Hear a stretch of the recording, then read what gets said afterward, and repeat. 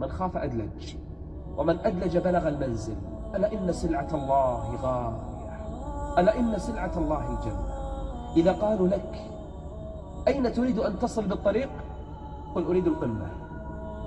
أنا ما أرضى بالوسط، أنا ما أرضى بالدون، أنا لن أقبل إلا بالقمة. لا تيأس. إذا أردت القمة، إذا أردت أعلى المراتب، لا تيأس. لا تحاول مرة وتفشل، مرتين وتفشل وتجلس.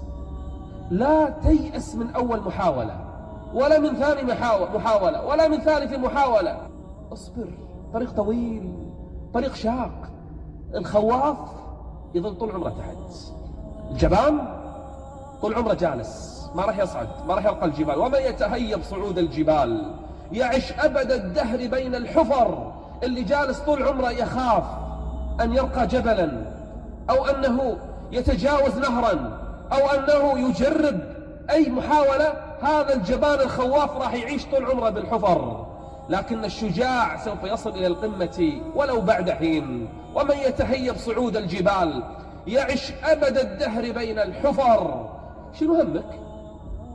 شنو هدفك بالحياة؟ ايش تبي تصير؟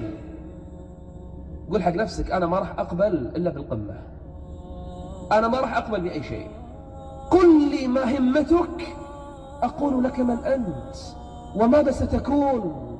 من أراد أن ينظر إلى وجه الله عز وجل فليعمل، من أراد الفردوس الأعلى فليعمل، من أراد طلب العلم فليعمل. مثل ما كان بعضهم سئل من أين لك هذا العلم كله؟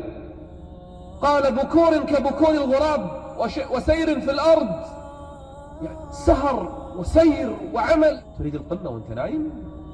تريد القمة وأنت جالس؟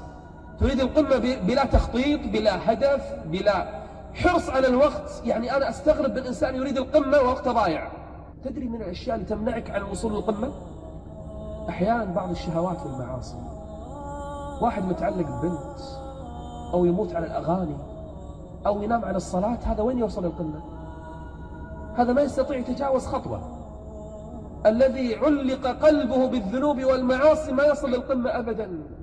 إن الله يحب معالي الأمور، حديث هذا في صحيح الجامع.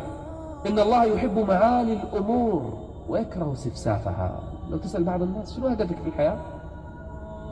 ترى شيء يفشل. بعض الناس شنو تبي توصل؟ والله كلام تافه.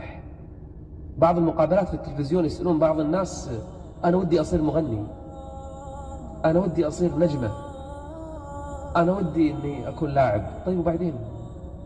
هذه القمة؟ في ناس عنده حب تحدي، دام أنك ماشي صح ما عليك من المثبطين. أوصل. أنا هدفي أن أصلح الدنيا تصلح الدنيا.